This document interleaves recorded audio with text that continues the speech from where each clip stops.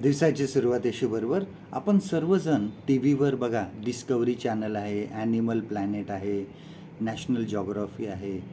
हे आपण प्रत्येकजण बघतच असतो आणि त्यामध्ये प्राण्यांविषयी वेगवेगळ्या प्राण्यांविषयी, त्यांच्या जीवनाविषयी हे सर्व काही व्हिडिओ चित्रित केलेले असतात आणि प्रत्येक प्राण्यांचा त्या ठिकाणी अभ्यास केला जातो.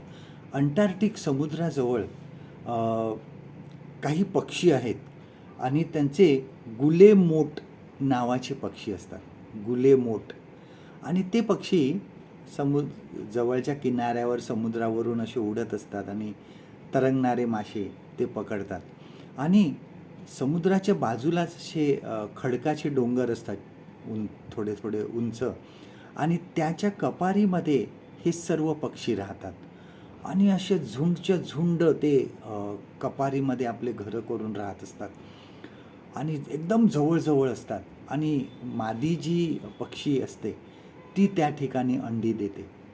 परंतु आश्चर्याची गोष्ट आणि नवलाची गोष्ट ही आहे की प्रत्येक मादी पक्षी आपापली अंडी बरोबर ओळखतात. जरी कुठे लांब गेले, मासे पकडायला वगैरे ते गेले आपल्या अन्नाच्या शोधामध्ये, तरी येऊन ते बरोबर आपल्याच अंड्यावर बसतात.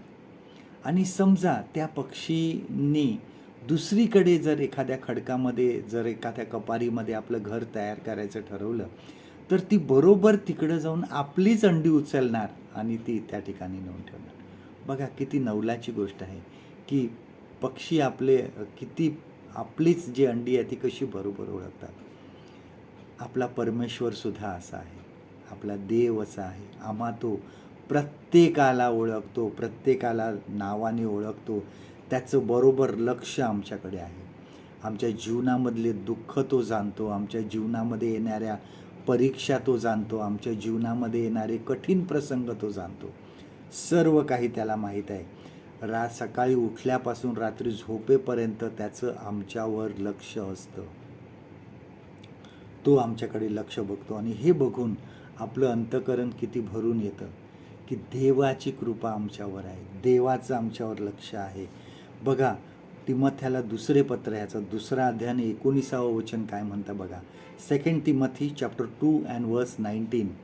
वचन म्हणतं, तथापि देवाने घातलेला स्थिर पाया टिकून राहतो, त्यावर प्रभू आपले जे आहेत त्यास ओळखतो. बघा, परमेश्वर आम्हा सर्वांना ओळखतो.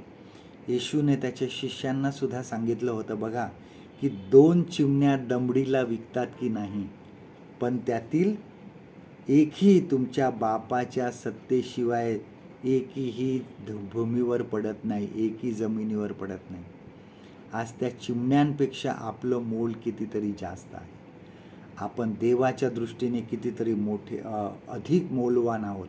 मग त्याचं लक्ष आमच्याकडे किती जास्त असणार आहे. आपल्याला किती चांगलं वाटतं की जेव्हा देव आपल्यावर प्रेम करत आहे असं आपल्याला समजतं, आपण त्याबद्दल विचार करतो. कारण जेव्हा आम्ही देवाच्या संगतीमध्ये असतो तेव्हा कोणत्याही गर्दीमध्ये आम्ही एकटे नसतो. आजचं देवाचं वचन आपल्यासाठी हे आहे, स्तोत्रसंहिता 139 आणि 1 आणि 2 वचन, साम 139 अँड वर्स 1 अँड 2. हे परमेश्वरा, तू मला पारखले आहे, तू मला जाणतोस, माझे बसणे व माझे उठणे तू जाणतोस, तू दुरून माझे मनोगत समजतोस. परमेश्वर करो आजचा दिवस तुमचा आशीर्वादित करो.